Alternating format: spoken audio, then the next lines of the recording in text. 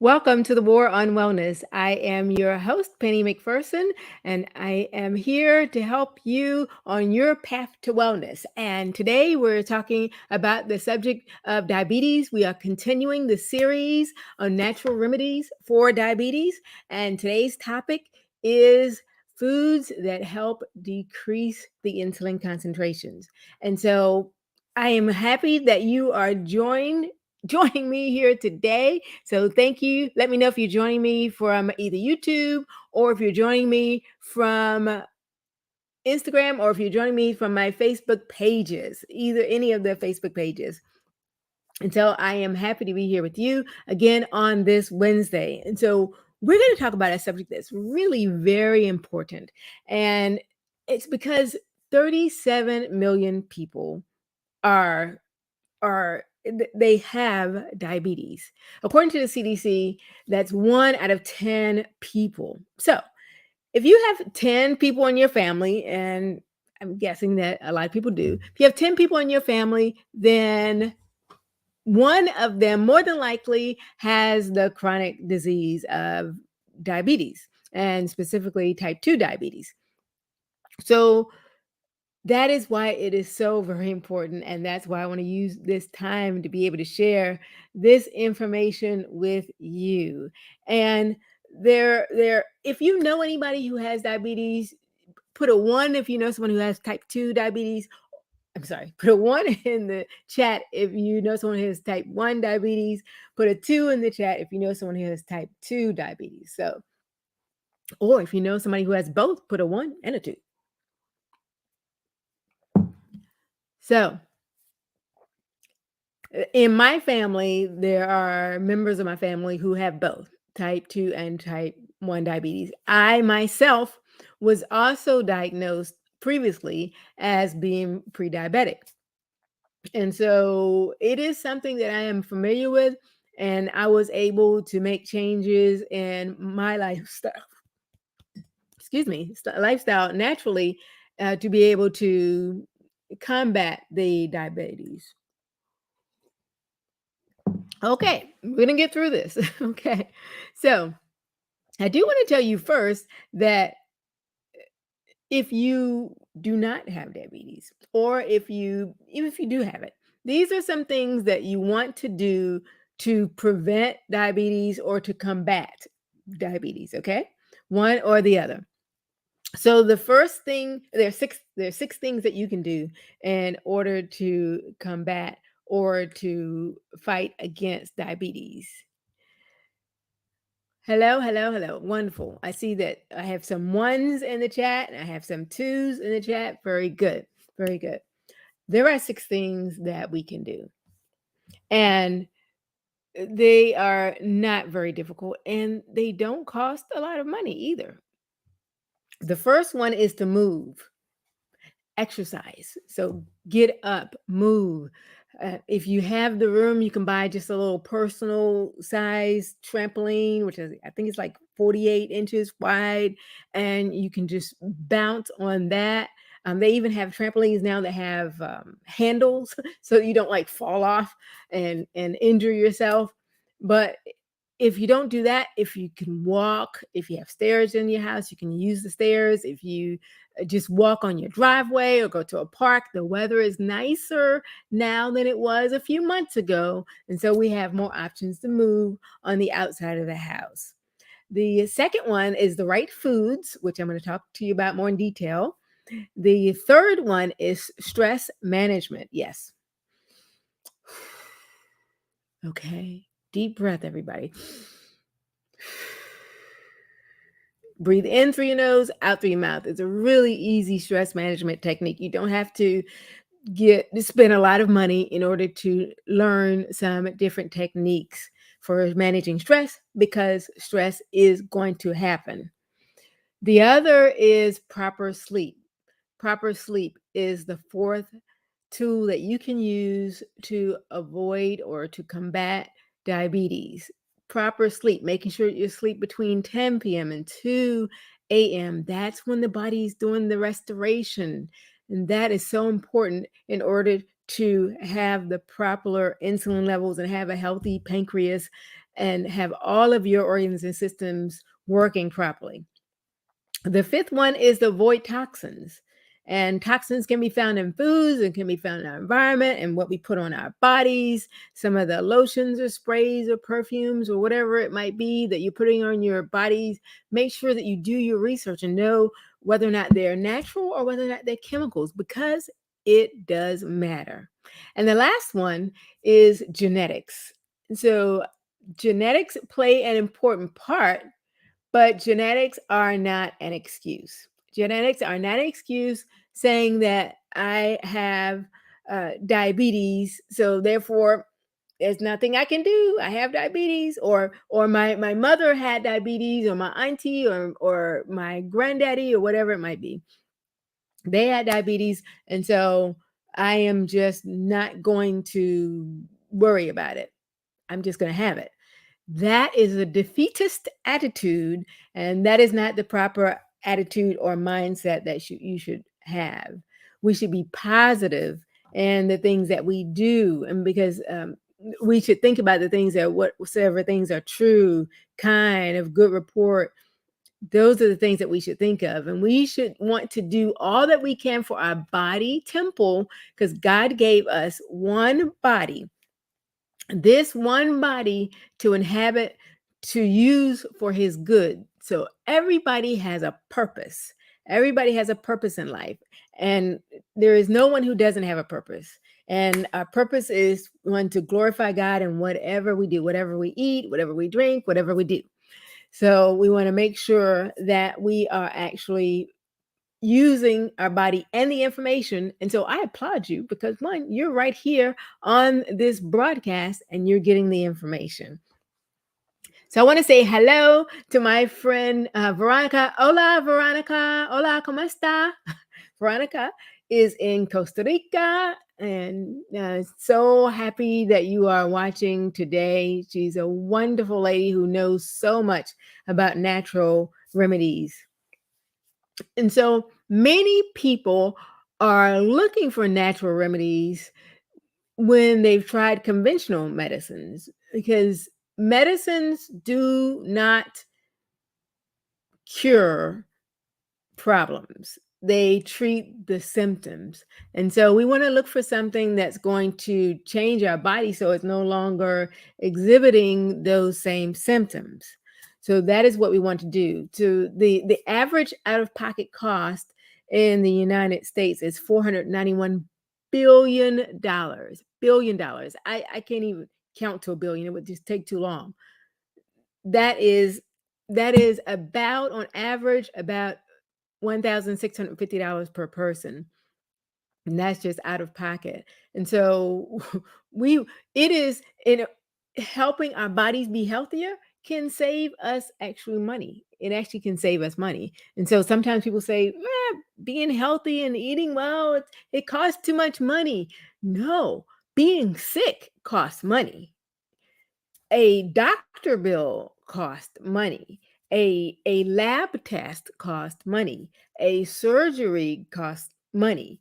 A prescription medicines cost money. Doctor visits cost money. So buy the banana, buy the apple, because there is no grocery bill that is going to be higher than your doctor bill.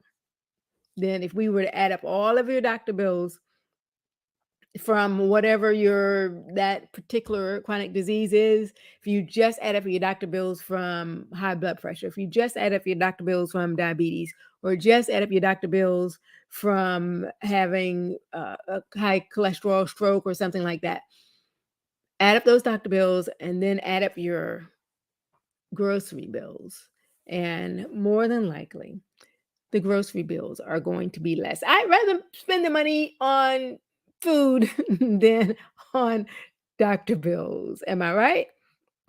So there are more people seeking the remedies, and they've tried the conventional medicines. So food as medicine, it can be used to complement, and also make sure that you feel free to consult with your medical professional whenever you want to make changes in your diet. Make sure that you do that and let them know that you want to eat a healthier, better life and get their feedback. So, hello to Ariana. Hello to my mom is here as well. Wonderful to see all of you. Very good. So, here are the foods, and I have 5 foods that I'm going to share with you. 5 foods, and those foods are foods that can help you decrease your insulin, decrease your blood sugars with type 2 diabetes, especially. So the first one is beans. Beans. Yes, beans. Okay. Now, first of all, let me just tell you a secret about beans. A lot of people have a hesitancy for using beans because they said beans talk back.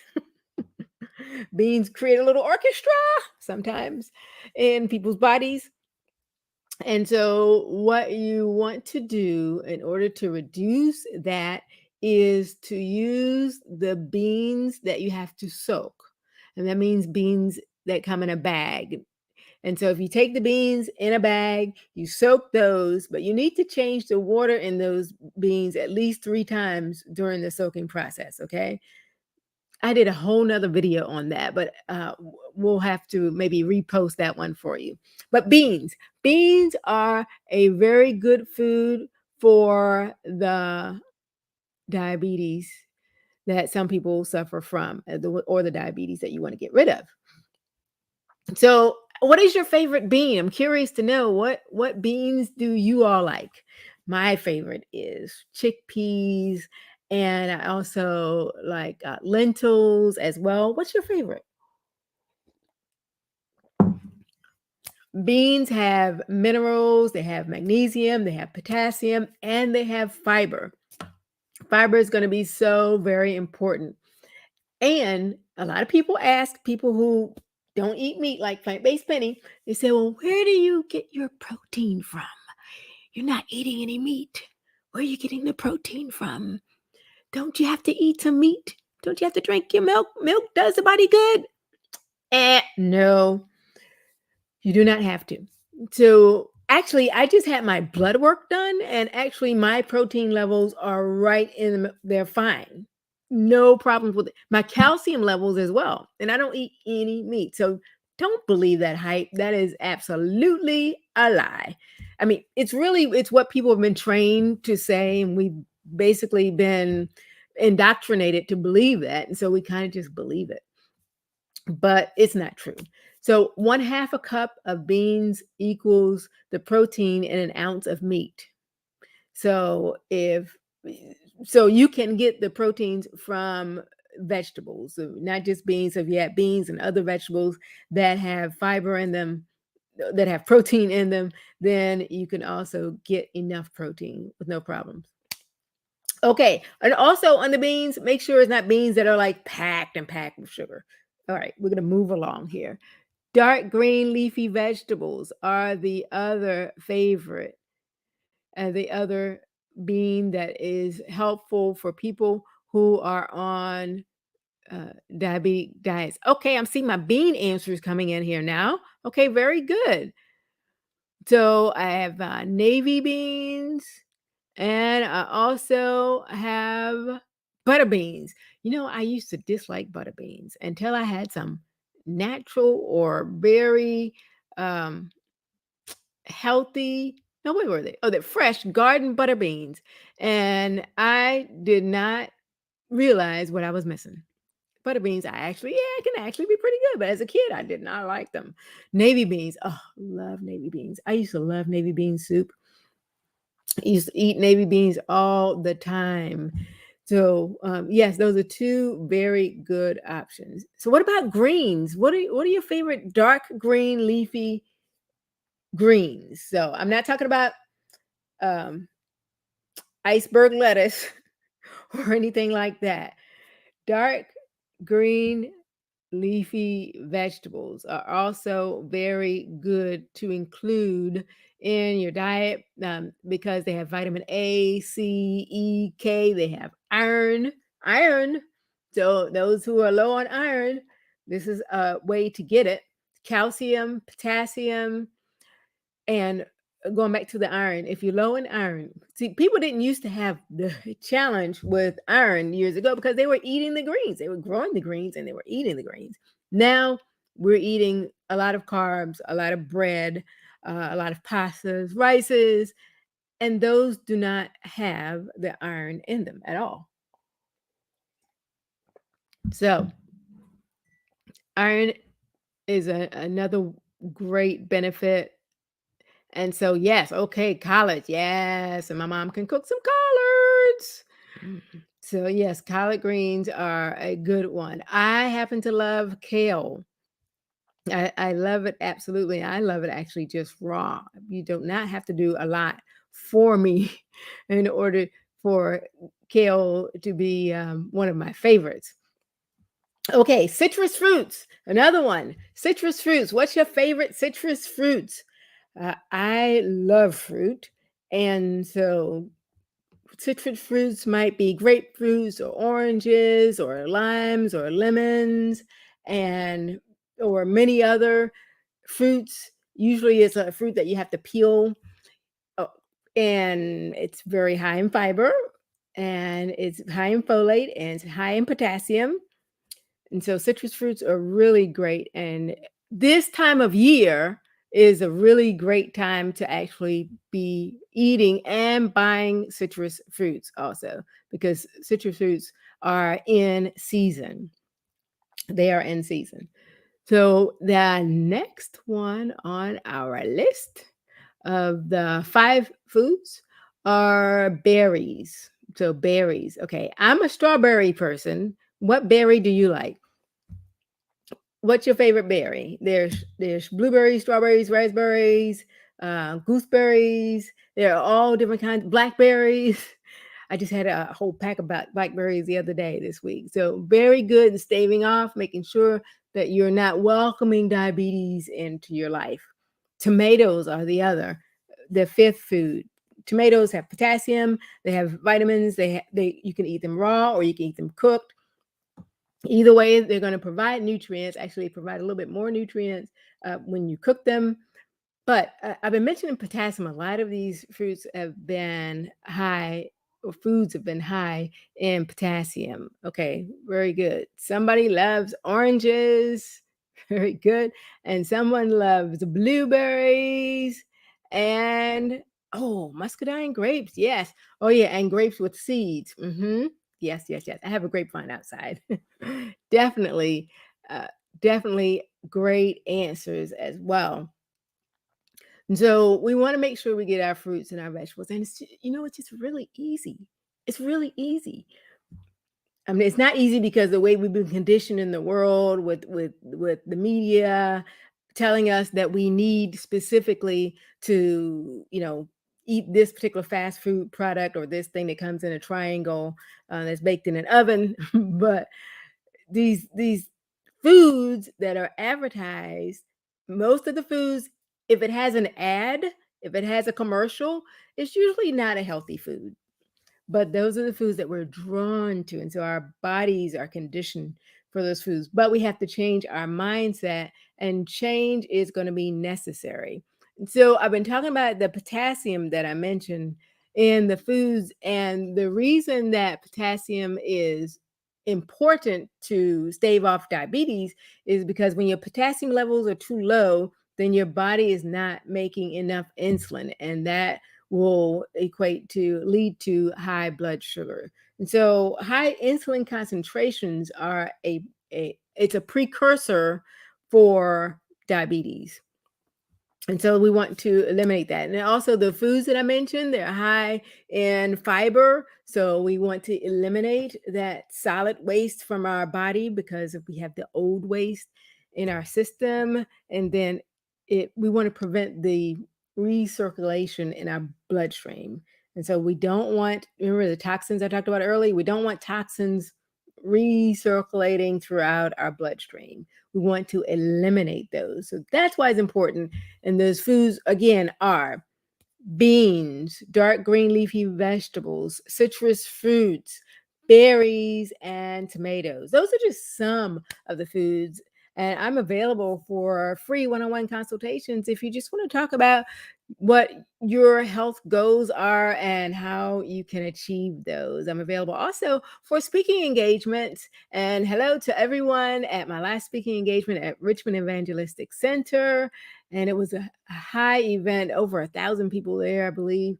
And I want to be available for you all so that I can support you in your health journey and help you look, live, and feel well. Save money. Save money by buying food, real food, and buying food that is in season. And that can help you on your path to finding out more natural remedies for diabetes by including those foods and by staying tuned for my next broadcast, which is next Wednesday at 6 o'clock p.m. Eastern Standard Time. 37 million people are struggling with diabetes. And I am here to help you or someone that you know so that you can be all that you can be and all that God has intended you to be. This is Plant Based Penny. Thank you for watching.